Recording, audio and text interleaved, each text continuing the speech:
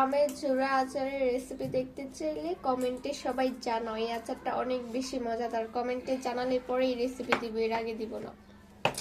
দেখো এখানে আম্মু কি কি দিচ্ছে, কি কি দিয়ে আচারটা বানাচ্ছে। এটা চুলায় না বসিয়ে এইভাবে আচারটা বানানো হবে, অনেক মজার এই আচার। তারপরে এই যে এখানে এগুলো কি দিতেছে, পাঁচফোড়ন, গোটা রসুন, শুকনা মরিচ দেওয়া হয়েছে, আর এখন হচ্ছে চিনি দেওয়া হয়েছে। এগুলাকে মেখে নেব। আগে কিন্তু লবণ দিয়ে মেখে তারপরে হচ্ছে এটা আমের থেকে পানিটা বের করে ফালাই দেওয়া হয়েছে। আর এটাকে এখন শুকাতে দিব।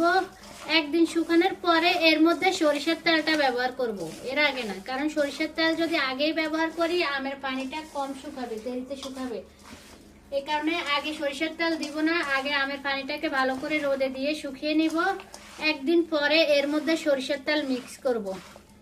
সবাই এই আমের আচারের রেসিপি দেখতে চাইলে এখানে কিন্তু চিনি দেওয়া হয়ে গেছে, চিনি দেওয়া হয়ে গেছে। তারপরে হচ্ছে রসুন আর হচ্ছে শুকনা মরিচ কুচি দেওয়া হয়েছে, আর সাথে হচ্ছে পাঁচফোড়নটা দেওয়া হয়েছে।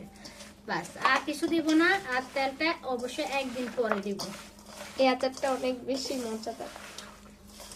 রেসিপি দেখতে চাইলে সবাই কমেন্টে জানাও, তা না হলে রেসিপি দিব না।